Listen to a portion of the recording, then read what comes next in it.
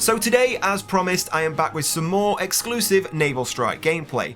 Now those clips at the start of the video are from Operation Mortar. At the top of the highest hill there is a very small fort, and around that fort are 3 old cannons. And as you can see, you can actually jump on those cannons and put them to use. Now they have a very slow reload time, they have a range of about 10 meters, and they aren't actually a one-shot kill, so I wouldn't expect to go on massive kill streaks with these things, but they are definitely good fun to have in the map. Now before we jump into the gameplay, I just want to say a massive thank you for the huge amount of support on yesterday's video. We had a crazy amount of plays and likes in a very few hours, and we've actually just broke 30,000 subscribers, so the constant support you guys give me on this channel is absolutely mind-blowing, so once again, thank you for that. But jumping into the gameplay, today I have a mixture of different maps and different game modes for you. Now throughout the video I am using different weapons, but each of these weapons does have the exclusive dice camouflage on. Now this camouflage is only available for the developers of the game, but every time we visit one of these events, this camouflage is always available, so I like to stick it on the guns for you guys because it does make them look pretty cool. Now this section of gameplay here is from the map Lost Islands, and I must admit, out of the short amount of time we got to play all of the maps at the event, this is a map I probably enjoyed the most.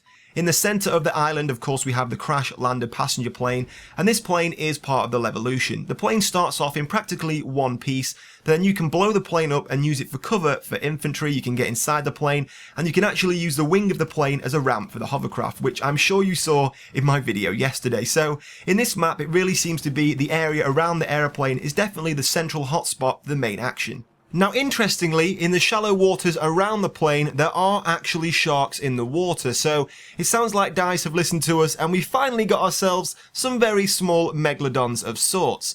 Now unfortunately, we didn't know about these until after the event, so we never got a chance to chase these sharks down and try and capture them on camera. But when I was looking through my gameplay, I have got a small clip of the sharks on the final windscreen.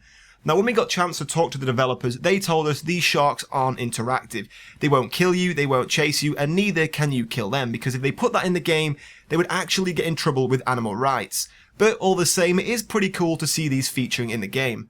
Now moving on, this is the map Wavebreaker, and here we're inside the submarine base underneath the island. And as I guessed in one of my previous videos, this is definitely where we see all the close quarters infantry combat. And as indoor environments go, this is probably one of the best environments we've seen in Battlefield 4 so far. A very cool, secretive nuclear submarine base. Now within this area there are a few different Levolution events that can take place. You can shut the floodgates to stop enemy attack boats coming in, which is something I would always recommend if you're trying to capture a flag or destroy an MCOM, because if an enemy attack boat gets inside the base when you're on foot, there is going to be a hell of a lot of trouble. That thing can do some serious damage to the players around the area, so keeping control of those floodgates is definitely key in a game of Conquest or even a game of Rush.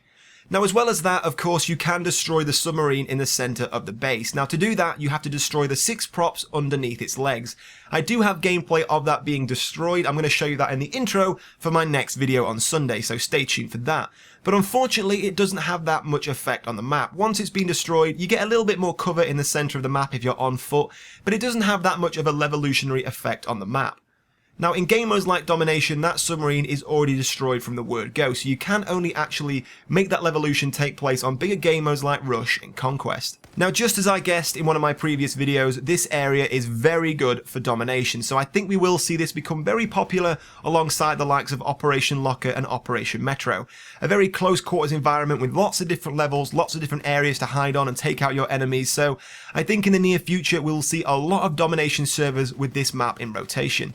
And the same can be said for Operation Mortar. The castle at the top of the hill is where the Domination match takes place, so I think that's going to be another very popular map for Domination servers. So it seems with the entire Naval Strike DLC, we are seeing a little bit of something for every type of player. We've got these very large matches for players who love big games of Conquest and Conquest Large with vehicles, aircraft, boats. But we've also got these great little areas for close quarters games like Domination, so it really does seem like this DLC has something to offer for everyone. Now during my time at the EA event, I also got the opportunity to interview the lead producer for the Naval Strike DLC, Craig McLeod. Now that video is actually up on the Pixel Enemy YouTube channel, so if you would like to check that out and find out more about the Levolution, the weapon choice, the maps, even the old cannons themselves, I will leave that linked in the description below. It is my first ever professional interview, so I would love your feedback on that video, so after you've checked this video out, go check that out and see for yourself. There is some cool information to be found in that video as well.